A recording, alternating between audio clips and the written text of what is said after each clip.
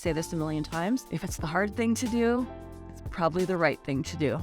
And so he and I committed that we were literally going to build an entire Sales 101 curriculum ourselves, me and him, and we were going to teach it and run it for an entire quarter ourselves.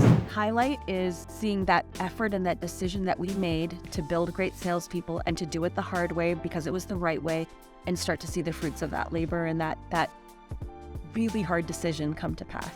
That is probably one of my greatest highlights, is to have watched now those 21-year-olds. They've grown up. They've learned how to, we all joke about this, right? They learned how to be adults. They're in their first jobs. They learned how to become salespeople, but they learned it, I think, well with the right principles, and they've carried that on, and they will continue to do that in the jobs that they do. So that's probably my biggest highlight.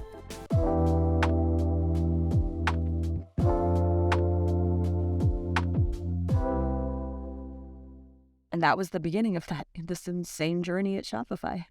Absolutely crazy. But it's there's something around the way that you can clearly articulate the things that you want and the things that you don't want to set you up for your next role, for your next leader. Because I think there are times when things are so bad in where we were, we just want to jump. And it's like, I just need to get out. I just get out of the environment. I just don't want to be there.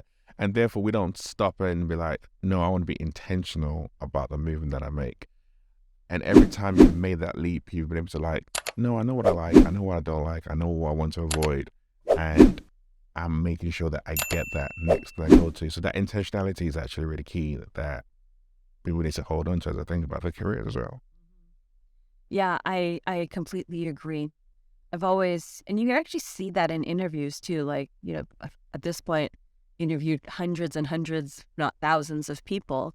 You can tell when you're talking to people if they're running away from something or if they're running towards something. And those that are running away, it's always a flag for me, because then I don't know if they've chosen this role in this company for the right reasons, right? Will this actually be a fit for you, or are you going to be just as unhappy here as you were in the other one because you didn't take that, you were just looking for something to get you away from wherever you were. And so, yeah, taking that time to pause and really think about what you want, so important. We disrupt our lives when we change jobs, right? It's how we spend the most part of our day. Like, you got to be really careful about how you make those choices. It's not always feasible, right? In many cases, but as best as possible, to be really careful about the choices we make. What were some of the highlights and I want to say the low lights as well? Plus, building that from zero to the 8-figure revenue, the amount of hundreds of staff, all that kind of stuff that you and Mark built out there. So those first years at Plus particularly were absolutely insane, because we were like this, again, kind of side experiment of Shopify's. We were our own little product line before Shopify had product lines. And so we were kind of left to like run on our own. We had the freedom to experiment with anything and everything. And Shopify was growing so exponentially at the time as well that we also had a lot of leeway to take risks and try things that maybe you can't, right? When you're in a tougher macroeconomic environment and things like that. And we were building from scratch, and I had a really great leader to work with who also wanted to build things well and with goodness. And so highlights for me were, I remember sitting down in March, and we started to try and define like just the simple principles by which we were going to build the organization. And I'll never forget, we are here to, 1, build really great people, who 2, deliver the best possible customer experience, and 3, from that, the quality predictable revenue will follow. We'll never put number 3 to number 1. And we legitimately, for years, made every single major decision off of that set of principles. We'd be making any big decision, and we'd actually call it out. Does this build better people and customer experience? Yes. Okay, great. Then we expect the revenue will follow. Great, let's do that. So we'd actually so what I'd been dreaming of, right? Values, principles, we were actually doing it. So there was that. And that was leading to, we were actually hiring new grads as salespeople at this time. Wow, okay. because we didn't really have, like, again, Shopify had, these were the first salespeople ever at Shopify, right? Shopify was a very much a B2C model up until this point, a growth engine led model. This is the first kind of B2B commercial organization being built. Again, one of the reasons why it was kind of built to the side, as well, right? Like commercial sales culture, all of that is very different and can be hard to integrate. And so there was one of the reasons we kept it separate. So we didn't necessarily have like the backing and money and budgets to hire like true enterprise sales guys, the ones at Oracle that are making, $750 a year. I think outside the box. Right. So, and actually, Lamorne Paddleford started Shopify Plus. He also was a salesperson by background. And so part of it was the money, but part of it was also, you know what? He had an idea in his head of like the type of sales team he wanted to build. And he's like, I'm not going to necessarily get that actually from getting a whole bunch of experienced salespeople who are all used to being lone wolves, just give me my quota and leave me alone. So he also was a disruptor. And he's like, I'm going to hire a bunch of new grads. I'm going to teach them the right way how to sell. So that's what Mark and myself and the rest of the sales leadership team had inherited at the time, was maybe like 30 or 40, literally 20, 21-year-olds. First job out of school, never worked before, working at Shopify, trying to learn how to sell, and hadn't yet been taught to sell because I was about to be the new director of enablement. And so it was just some sales leaders that at the time had been trying to teach them how to like pick up the phone and make a call and offer this thing called Plus that we didn't even know what it was. And in February 2017, for the first time, we actually implemented pricing. Up until that point, you could kind of sell Plus for anything. When you implement pricing, all of a sudden we realized, oh shit, our people don't know how to sell. Because before, you can negotiate down over. You actually need sales skills for that, right? You had to have the courage to pick up a phone and call, but they didn't know how truly didn't know how to sell. And we didn't have the right CRM, we didn't have the right databases. And so I think we pretty badly missed our Q1 target. And so we had some choices. There's some big choices in front of us, right? It could be this experiment didn't work out. Maybe actually what we need to do is start to change our hiring profile and go find some experienced salespeople to get this done. Or we could teach them how to sell. And we were lucky enough that we had a finance organization and an organization like in the culture and the principles that was like, no, you know what? Why don't you take some time and teach your people how to sell? We'll reduce the targets a little bit, right? Because again, we were a side project. It wasn't as important at the time. Why don't you go ahead and do that? But do it now, right? And figure it out. And so now Berg and I had in front of us another choice. We could go hire any other sales training organization to come in and teach our people. There's Challenger and Sandler and all these other ones that could teach. And again, what we realized, none of them are properly rooted in the principles that we wanted. And so I remember he and I looking at each other at the table after the day we did those 3 principles. And we're trying to figure it out. I'd called all the other ones and we're looking at each other and we're like, none of them were quite right. And we're like, oh, we could do it ourselves. I love the oomph for the enthusiasm behind that. And again, this is one of the first times that Berg said to me, and again, we made a decision based on this, and it has stuck with me ever since. You've probably heard me say this a million times. If it's the hard thing to do, it's probably the right thing to do. And so he and I committed that we were literally going to build an entire Sales 101 curriculum ourselves, me and him, and we were going to teach it and run it for an entire quarter ourselves. And so it was the 10, 11-week program. I'd literally be writing the curriculum and developing these slides and right from what is sales? What is your job? How does it fit into the flywheel of an organization? To how to make a cold call, how to do it, all of those things that we were going through. So we build the curriculum of whatever next week's course was during the week. We dry run with each other on Sunday night. On Monday, one of us would be in the Waterloo office. One of us would have caught an early flight to Ottawa because we wanted to do it all in person because we thought that would be more effective because what we were doing. We'd each teach the exact same course to the 2 different sales teams simultaneously, but in different cities. Fly back, And then we'd run exercises through that week. So like not only had I developed the curriculum, but I'd also developed exercises for practice for that through the week. So Monday morning teach the class, Tuesday, Wednesday, Thursday, we'd have activities for that program. Friday, we'd all review and do feedback together. And then through that week, though, as we were running it, I was writing next week's curriculum. And on Sunday, we would dry run again. He and I did that together for a full quarter. And we smashed the targets that quarter. So we'd reduced expectations because like, well, if we're going to spend all this time teaching, but it turns out we actually made our people better salespeople.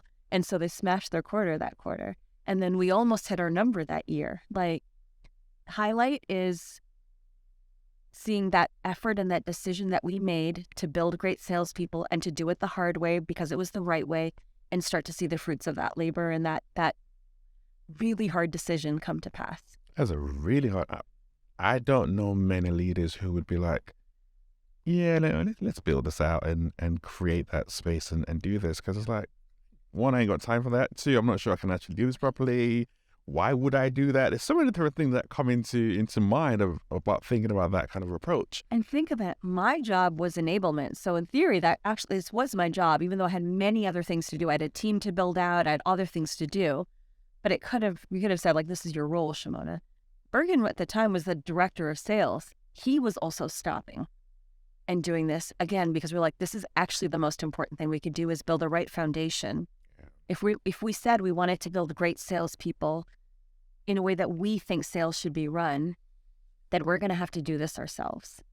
And today, we still have actually a really significant cohort of those people that are still at Shopify but are leaders today, or that cohort that have moved on and are leaders in other companies. And that is probably one of my greatest highlights, is to have watched now those 21-year-olds. They've grown up. They've learned how to, we all joke about this, right? They learned how to be adults. They're in their first jobs. They learned how to become salespeople, but they learned it, I think, well, with the right principles, and they've carried that on, and they will continue to do that in the jobs that they do. So that's probably my biggest highlight, is that early one, because we've seen so many of these people develop. So what was one of your hardest times or periods in that period then? Because that's not easy. It's effectively building a startup from scratch to be able to create something that is great and stands on its own 2 feet, which obviously it does now, but that's still not an easy journey at all. So that year, 2017, I was, again, this was one of those things where I very quickly identified that Shopify was where I wanted to be, right? It was operating on values, great human beings, people like smarter than I could ever have imagined. Like, I really felt stretched every day. I was like, whatever is happening here, I just want to be a part of this. And so I'd quickly told and identified that, and told Lauren and Mark, I was like, I just want to be here. Here's what I need. I want to be building and developing people. I need to be building things and stuff. And I want to work with you guys. If I can have those 3 things, you can ask me to do anything and I'll say yes. I was like, if you need me to mop the floors, that's what I will do if I can have those 3 things in some way, right? So again, this was that self-awareness. I've now realized that at this point in my career, these were the things I wanted. I wanted to be learning all the time. I wanted to be around good people. I wanted to be building. I wanted to be leading and developing people. I had all of that here now. Role and title actually no longer mattered once I had those things, right? And so through that, I think I've had like 5 or 6 different jobs at Shopify in those 6 years, because I would just keep preparing myself for the growth we were having, so that whatever Mark or Lauren were going to need to ask someone to do, Shimona was ready to do it, because I'd been learning and developing myself and trying to be ready for whatever they were going to need. So through that year, it was enablement, which wasn't necessarily like my passion, to come in, but I really wanted to be at Shopify. So I came in doing development. In the meantime, though, was doing many other things. Coaching our leaders, developing all of this, working with Bergen on like our revenue models. Like, I was working on everything because I didn't care what my title was. I just wanted to come here and build things. Ended up leading our outbound sales team later that year for a little while we started to figure out the next model. And then in 2018, we made up a role for me, and that we called revenue acceleration. Because once again, it was really just about what are the problems we need to solve. Shimona, I think that let's create a set of problems and let's just have you go solve them, right? Because at that time, I think Berg had realized, like, Shimona will just go solve problems for us. This is great. And so I remember over Christmas, we had whiteboarded, like, here's the things. Like, we need to figure out how we continue to hockey stick our revenue growth. At some point, it's gonna balance off. If we haven't thought of like additional revenue streams or models that we should be thinking of, how do we accelerate? How do we remove friction from the buying process? How do we develop our people faster? What are new models that we should be looking at? Very abstract. Like, my job description was a snapshot of that whiteboarding session, which to me was fun and fascinating, actually. I was like, great, I just get to go do stuff. But what I found after a little while is I actually hated it, because it actually isolated me from the team, because now I was away from the day-to-day, because Shimona, you need to be thinking about the future. And so I wasn't around our young people anymore, who I loved their energy. I loved coaching them, loved being around them. I wasn't around the team. I wasn't a part of the day-to-day. I was off in a corner. And I got really miserable, actually, because I hated what I was doing. But for the longest time, I didn't say anything because I didn't want to let down Berg. So I hadn't figured out a way to appropriately communicate what wasn't working for me and what I needed. In fact, I don't think I fully understood it. All I knew is I was miserable every single day, and I hated it. And in this environment with a great boss, a great team, like great environment, but I was hating it. And I was getting just upset about it. Thank goodness for this wonderful human, Patty Murphy, as my coach, who helped me to pick apart and be able to then go articulate to Berg what was and wasn't working for me. Because truly my fear was I was going to let him down, be like, I don't want to do any of this. And then he had no one to do it. And I didn't want to let him down because he was such a great leader. But we found a way. She really helped me to articulate, here are the things that are working, or here are the things that I know that you need done, but maybe here's what else I actually need to be more fulfilled, right? Building and developing people and this and this. And so how do we actually blend those things together? And so that was a really hard period because, again, I hadn't figured out how to articulate, and I really didn't want to let down or disappoint him. And it took me quite some time. Like, it took several coaching sessions actually with Patty to really, we did the values work. So some of that, and we really started to piece together, what do you really need? And now how do you prepare and go talk to Bergen, right? In the meantime, conversations had also started to come up about me going to EMEA. Because once again, I was a high performer. I was really committed. I was passionate. The leadership team in Plus had seen that in me. And again, I'm so grateful. We're looking for places to stretch me, right? Which happened to me at NPD, which happened at Jane's Family Foods. Some great leaders trying to figure out how do we best use her, but also how do we best stretch her, right? And I was grateful for that. And so they put this EMEA opportunity in front of me. But with the messiness that is Shopify, 1 minute the opportunity was there, the next minute we were not going to be expanding. And so I think that disappointment was also in there because I'd started to get excited about potentially going. I'd talked to my family about it, and then all of a sudden it was gone. So that was a little bit tough. And then we finally stepped back into the EMEA opportunity coming together. And so we started to talk about me going and taking it over like early 2019. Probably the greatest, one of the biggest lowlights for me was in 2019, I took on the role as head of EMEA for Plus, and I was supposed to move in like February or March, and there ended up being like a delay in getting my visa because Shopify's new at relocating people and learning the processes and all of those things, right? And it took until November to move me. But me taking on all of the responsibility into my own shoulders, decided though, if I'm in the role, I need to be present for my team over there. And I started flying back and forth between Toronto and London, basically every other week for those like 6 or 7 months. And so like a consultant, but to London. Shope. And I'd thought of myself as like this Energizer bunny, right? I can do anything. I've got all the energy in the world. Like, I've done travel before. This broke me. We got to August and September. I couldn't fully form thoughts. Like, I was cloudy. I was irritable. I was tired. I had no, because I was traveling all the time, I'd really lost a lot of connection, like with my friends and all of that. And I was just exhausted. And I remember Berg saying to me, he's like, why are you doing this? So my own boss is telling me to like take it easy. It's like, I can't. The team is over there. They're expecting a leader to show up for them.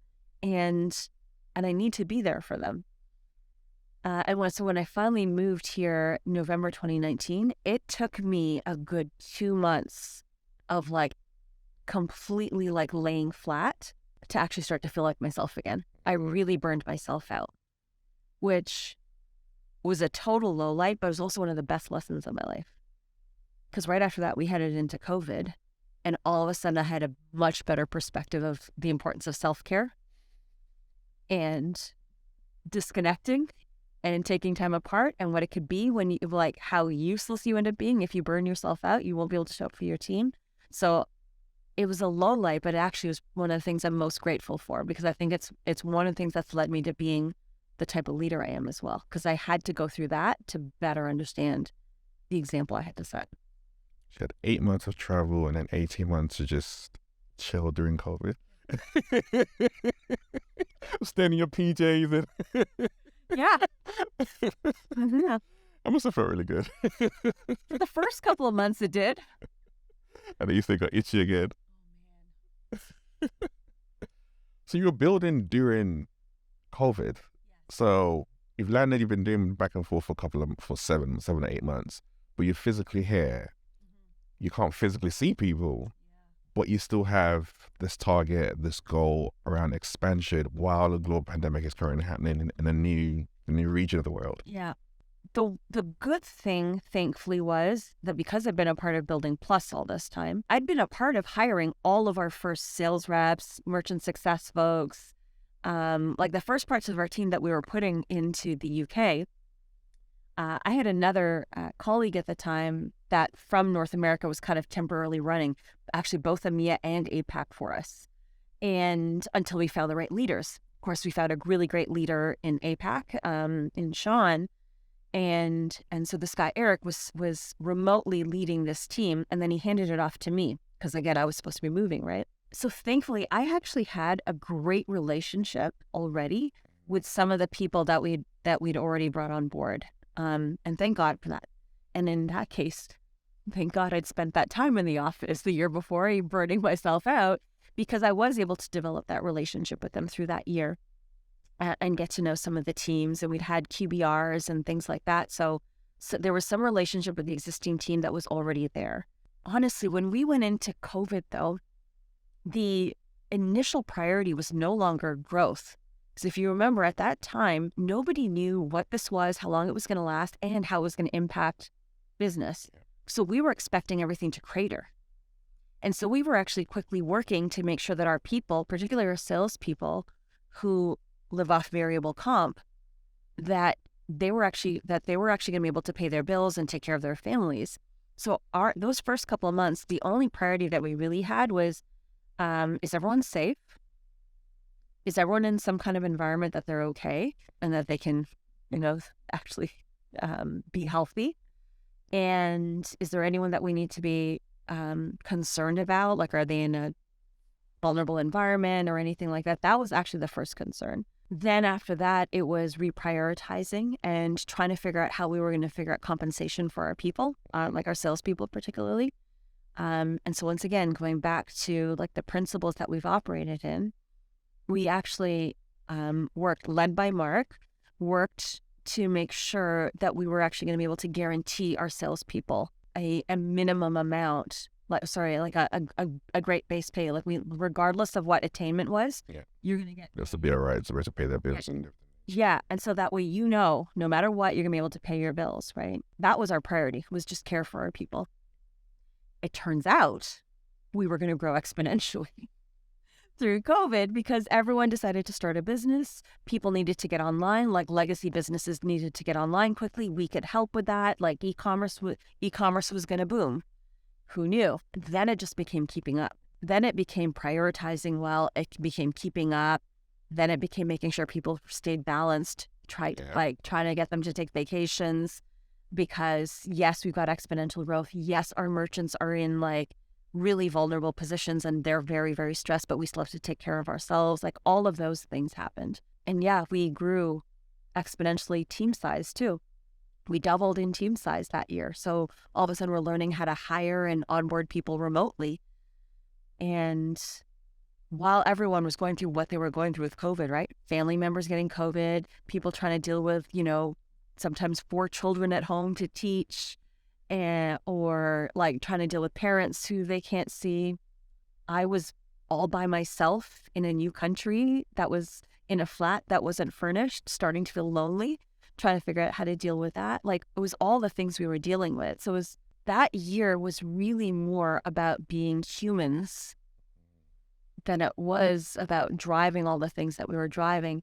And I think that was the year that I think I finally got something clicked in me with the right balance between accountability and empathy. Because I'd found up until that point as a leader, I swung the pendulum too hard one way or the other.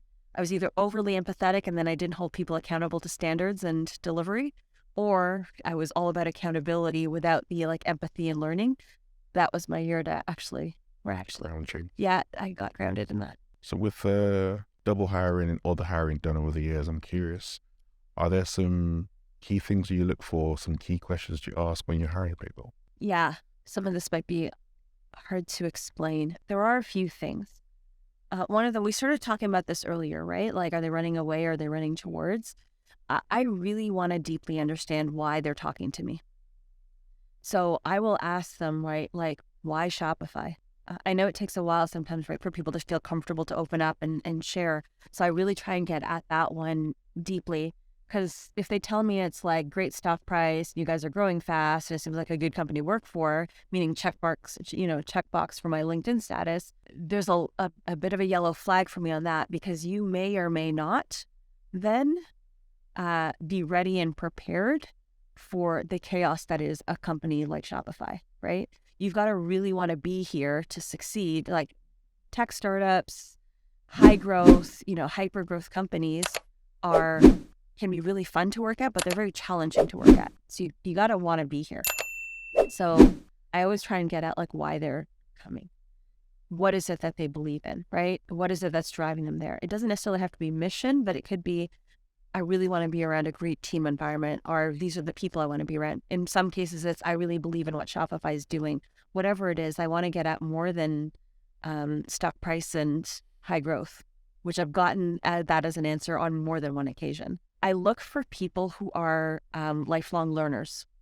Because again, in hyper growth organizations, a role quickly gets outgrown by the growth of a company.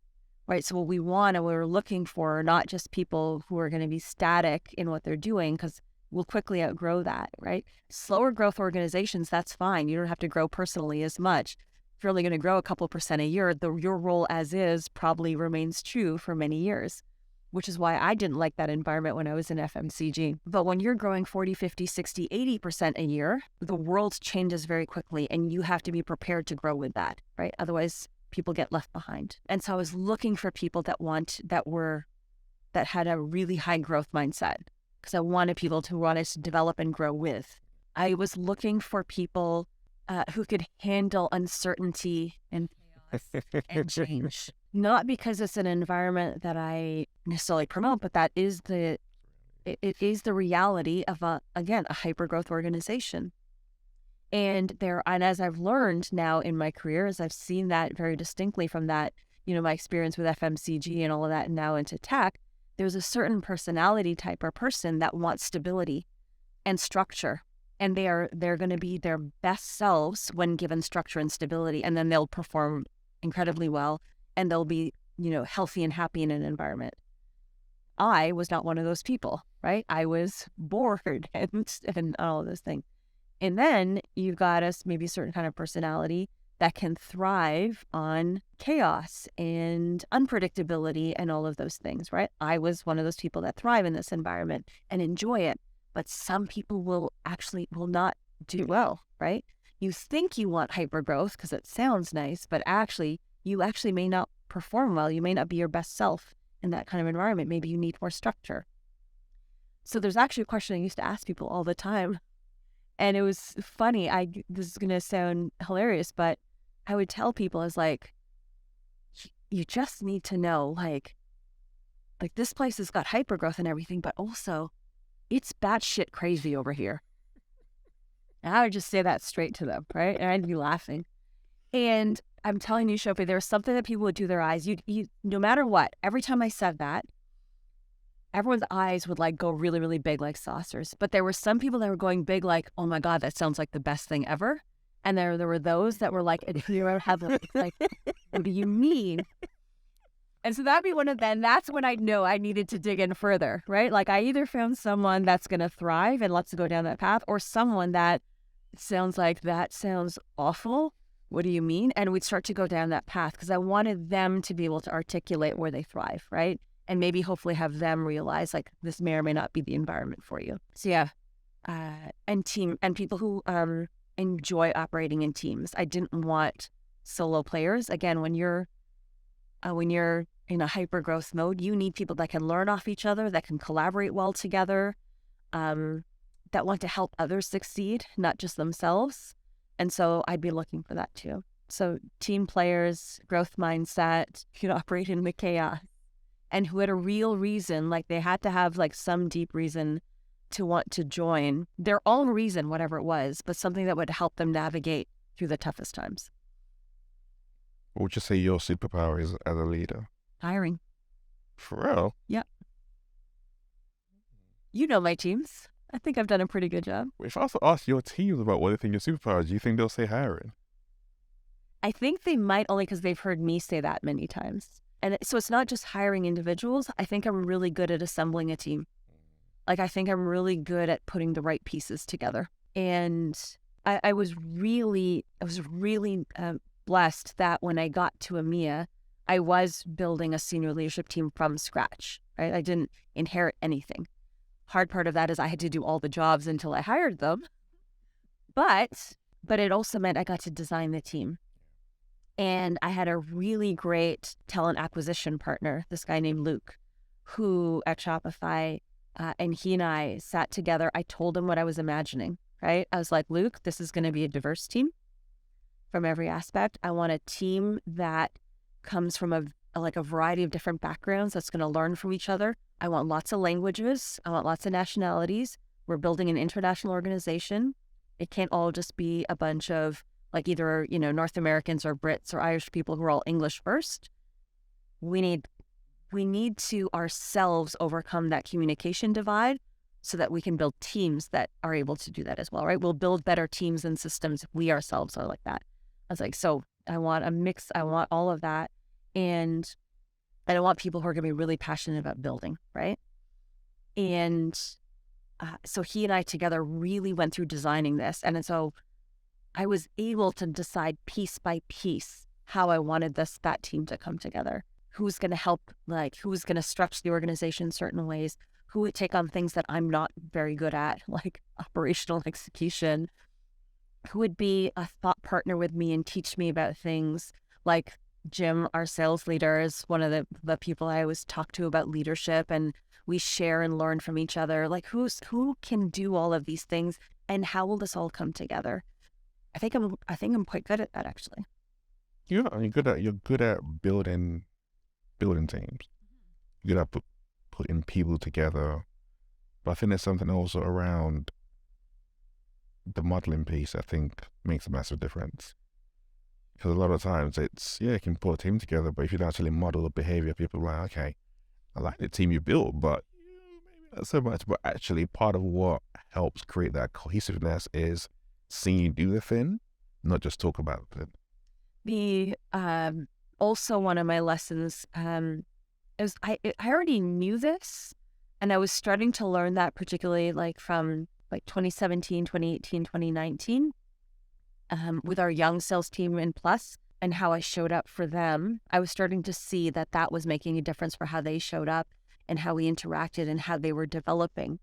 But during that COVID time, it was that lesson in how I showed up for our teams, like the simple act of shutting down or taking vacations. they weren't going to do it during COVID unless I did it. That was actually, it feels so elementary, but it is so fundamental to how we as leaders have to show up. We have to model the behavior we want to see, right? So Mark Bergen was always excellent at being like vulnerable and authentic himself, and could always show up into a room and be like, listen, I have no idea what I'm doing. So I'm hoping that you guys, like, we're all going to figure this out together. He never showed up feeling like he had to have all the answers.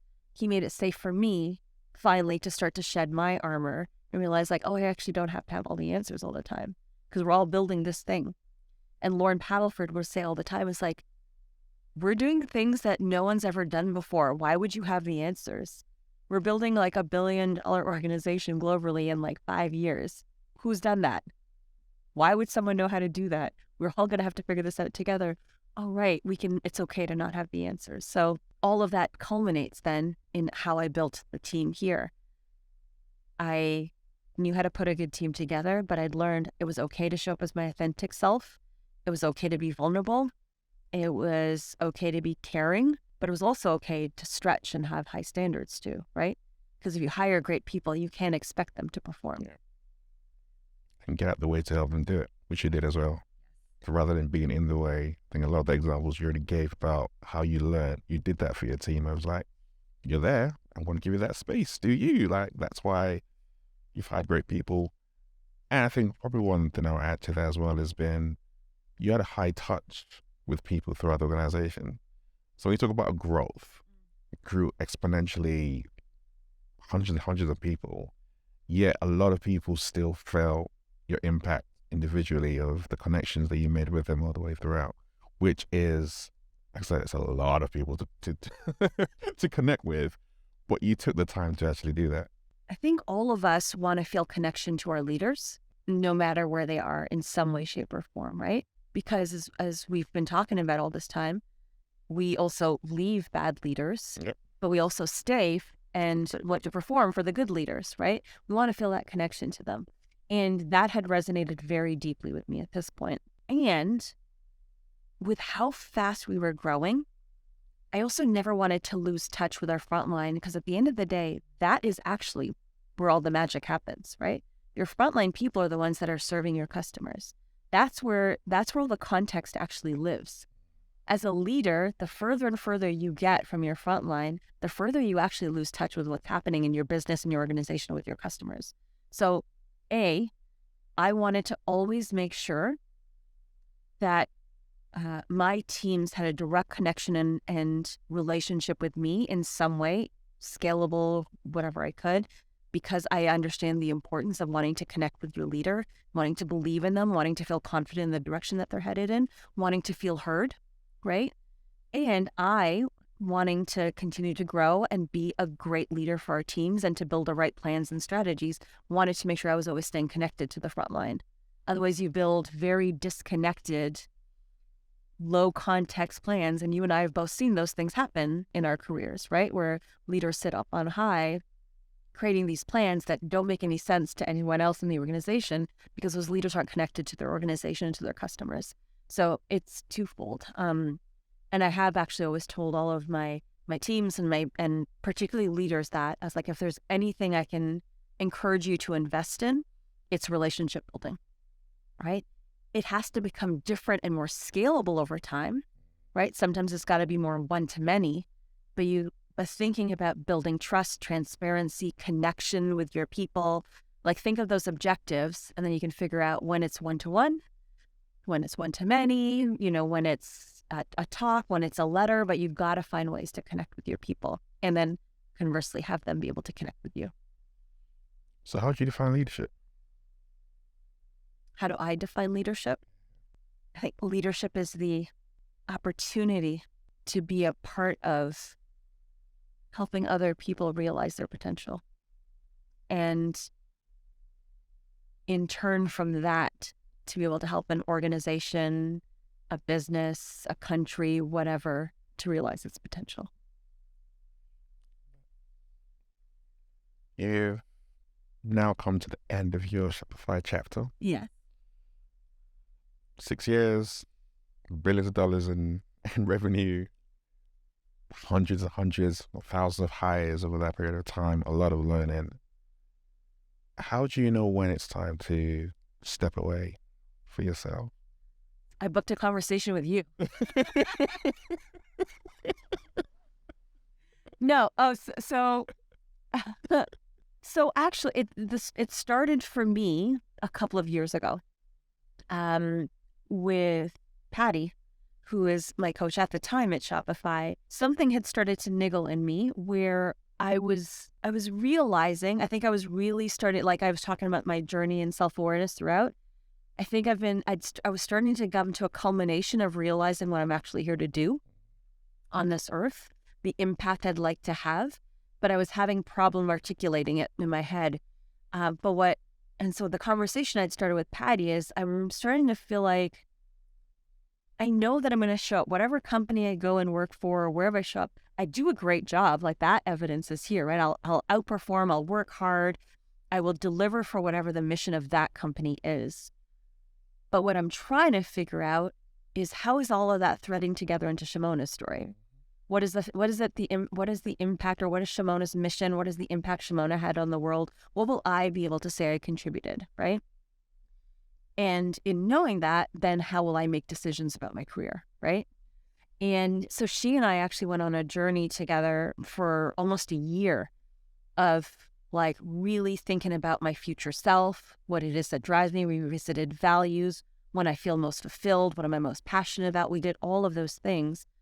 And it really did come down to, I am here to help demonstrate to the world what great, empathetic, people-focused leadership can actually achieve.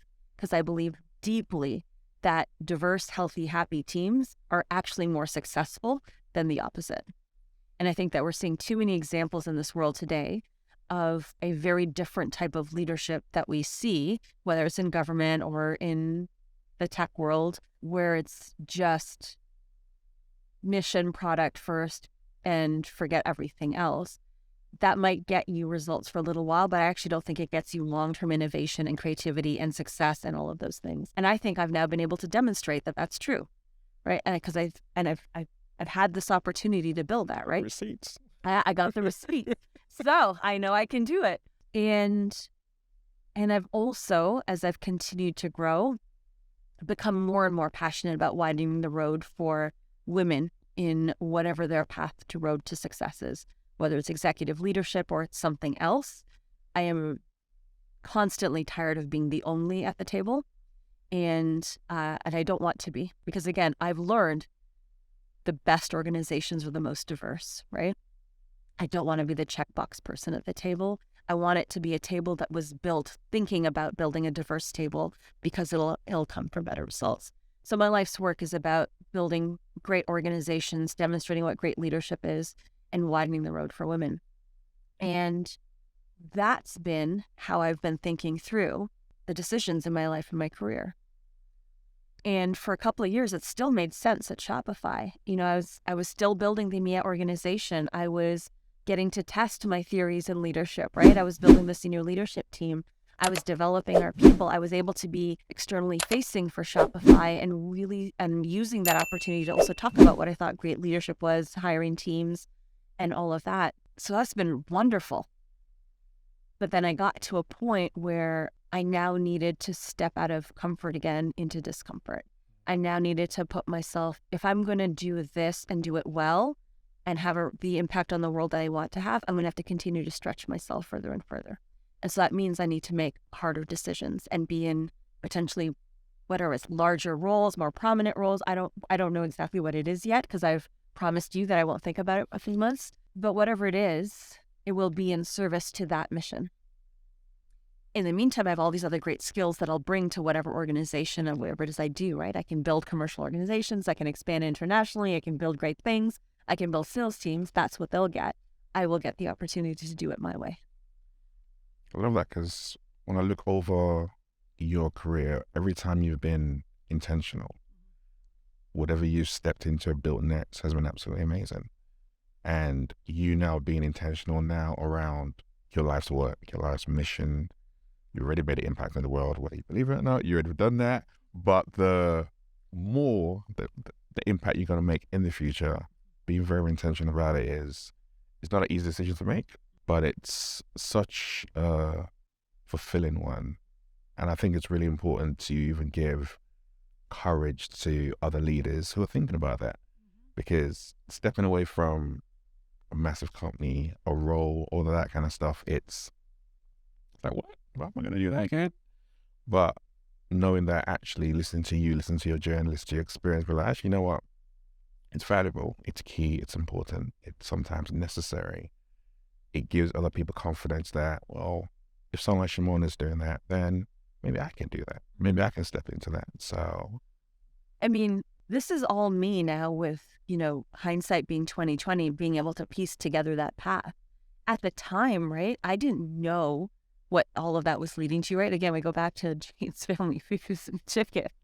To here, I didn't know where it was going to lead. And I slowly became, right? And I slowly over time started to learn what I'm good at, what I'm passionate about, and slowly started to make intentional decisions around it with without necessarily a grand plan in place, but it was the next right decision.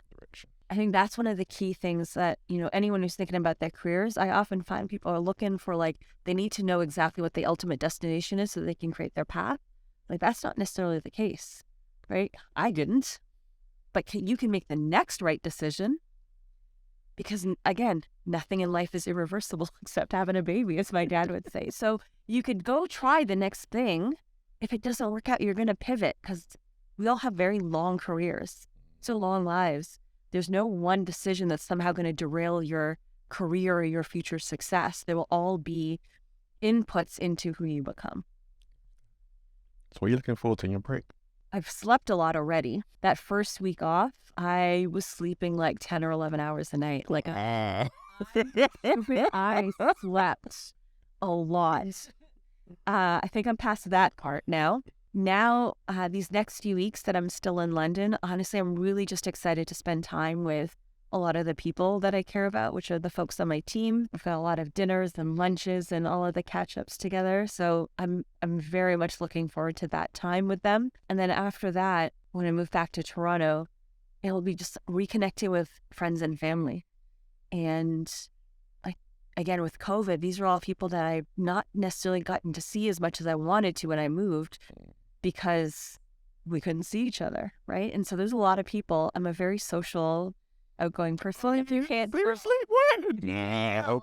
Never. No. I have all of these incredible, circles of friends, and most of them that I haven't seen. So I'm really excited to see people again. People have had babies that I've never met or gotten married, and just to celebrate each other will be really nice. I think one of the things I'm most excited about, though, is I'm taking each of my parents on a trip. I'd seen one of those charts. It was on Twitter. It floats around every little once in a while. That was showing 90% of the time that you'll ever spend with your parents is done by the time you're 18. So this chart looks kind of like this and then drops off. And that really made me think about, wanting to spend some quality time and make sure I was fostering right relationships with each of my parents. So in March, my dad and I are going to Egypt and Jordan and Israel. And then in April, my mom and I are going to Hawaii. And then in between, we'll see what happens. That's the beauty of it. Yeah. It's your time. You get to decide how you utilize that time just to be with you without any worry in the world. Wake up whenever you want, do whatever you want. Sounds so good, doesn't it? It sounds great. I will tell you though, I'm 2 weeks into this and it sounds really great, but I'm still getting used to it.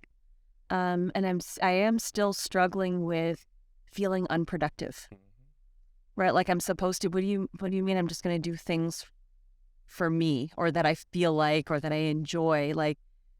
There's, I feel like I'm missing contributing or being productive or having a responsibility of some kind. And so I think it'll take a little bit longer for me to get used to that, but I've committed to getting used to it. Yes.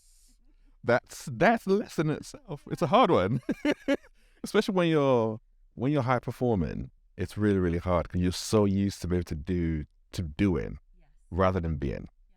And we are being, like, we're human beings. We actually, that's what the fundamental foundation, but we forget that element of it. So this is a great reminder of just being. Yep. So yeah, reconditioning.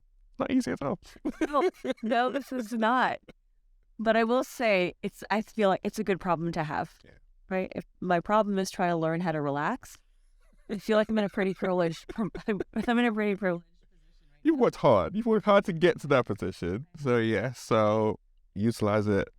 And as we wrap up, there's something you said that really stood out to me about when you think about your life's work, being a woman of color, and other things you've done. And I think that about even the armor you described, it got me really thinking about how do you encourage other people to, you still need the armor to be able to navigate, but you need to know when to be able to let it down, to let other people in and let other people help you.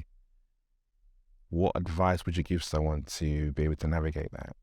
If they're woman, person of color, minority, in particular. If I'm having that conversation with someone, it's probably because they always have their armor on. And I would probably try and air them towards taking it down even more than they think is appropriate or comfortable. So there was something that Bozoma St. John, who I think is a really great, like, she's an authentic leader. She built a great personal brand. If you're not familiar with her, she's been a leader at Pepsi, at Netflix, right? I've heard her speak a couple of times. I've had a chance to meet her once or twice. And there's actually one thing that she said that helped me so much. I think I spoke to her about this in 2017. So again, this was early in my Shopify time, and it helped me so much. And she said that she realized that all of the effort that she was putting into showing up a certain way every day that she thought was appropriate, dressing a specific way, showing up in meetings and speaking a certain way, she goes, all of that effort and energy that I was putting into that was taking away from the energy I should have been putting into being creative and innovative. And so when I took my armor down, it was not about the armor, it was about the effort and energy that goes into that and all the thought process.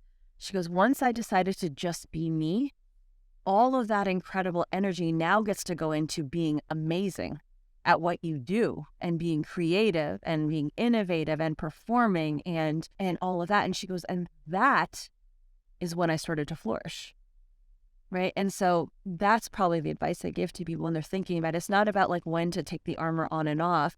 Think about where the energy is going.